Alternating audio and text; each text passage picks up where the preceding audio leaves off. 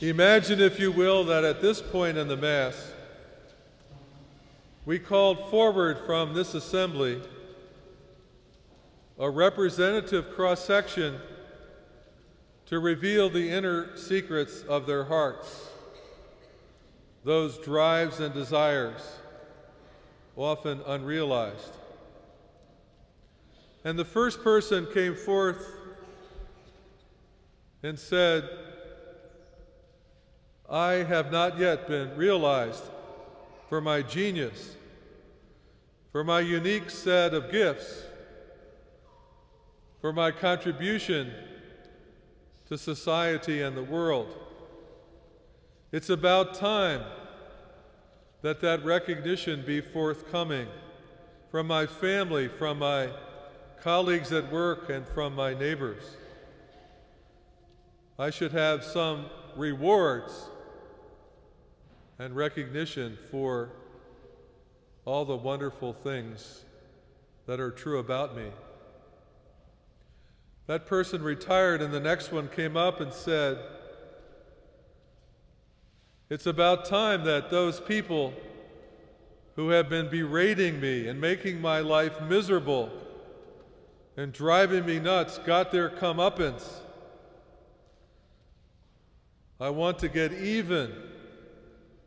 I want revenge.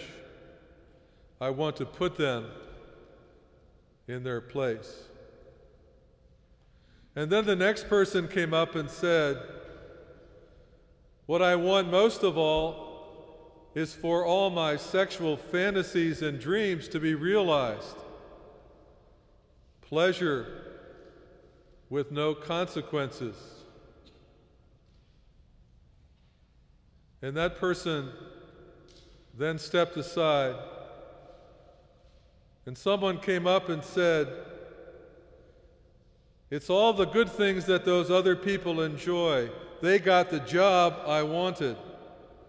They have a nicer house than me.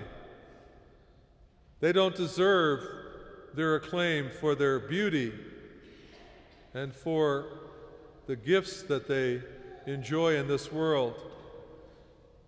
It would be better for everyone if they would fall back down to my level. And then the next person got up and said, what I most of all would like is to have an endless opportunity to go to all the fine restaurants of the world, to enjoy an insatiable supply of food and drink, to be able to regale myself and my friends to our heart's content. And then someone said, I'd like to go and be able to go perhaps to all of the shops on the Miracle Mile in Chicago and go into every store and buy everything that struck my fancy, and then go to the top of the Hancock building and see all the land and say, it's mine. I'm going to buy it all. And then the last one got up and said, what I'd like to do is just sit in my rocking chair and watch TV and not have any cares and responsibilities and live my day in idleness and unconcern. They all went back to their pew, and the rest of us all said, I wonder which one spoke closest to my heart. For, of course, they were talking about the 7 deadly sins: pride, anger, lust, envy, gluttony, avarice, and sloth. Because there's something in each of us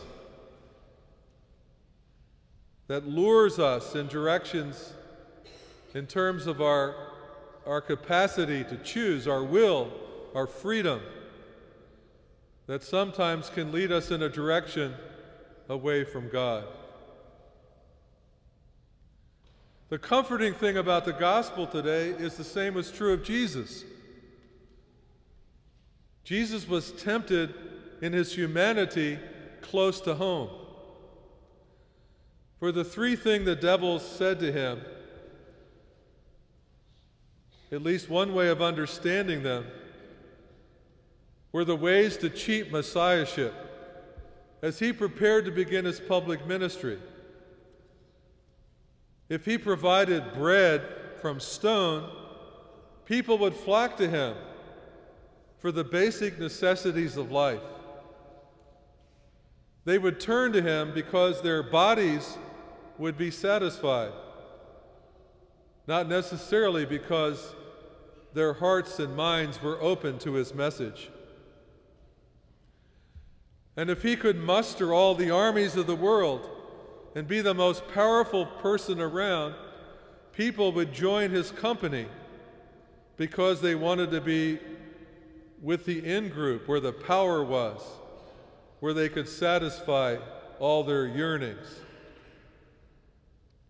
And if he threw himself off the parapet of the temple, it would be a spectacular miracle, and people would be attracted to him because he could entertain them with one great mysterious event after another. But Jesus knew in his heart of heart that that was not his way. He was to be the suffering servant. His path was the hard one, right through his arrest, suffering, and death. And so he needed to steel himself that despite the power of his message and the sympathy of his compassion and welcome, and the healing of the sick and the raising from the dead, there would still be resistance to him, and people would seek him out to kill him. The same Jesus who was tempted in the desert, often in the midst of his public ministry, went off alone to pray. And we see him in the garden before his passion and death, praying to the Father to be relieved of the burden of this role.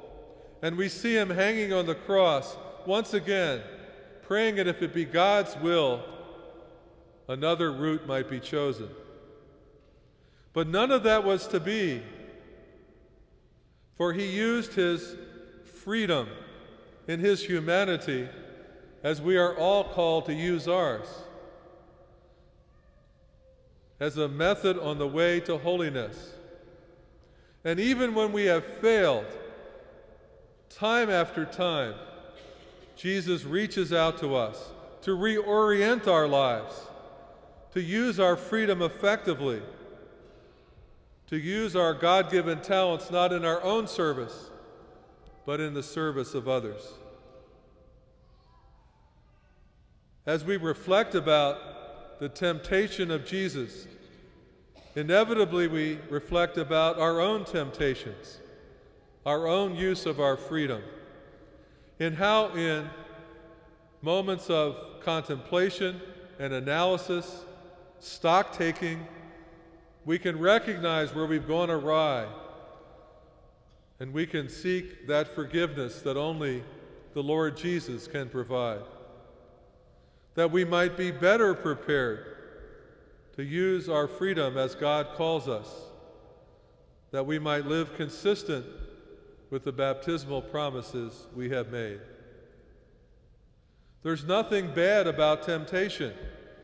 It goes along with the human condition. The only question is, in the midst of our temptations, how will we choose? Let us choose as Jesus did, the path of holiness.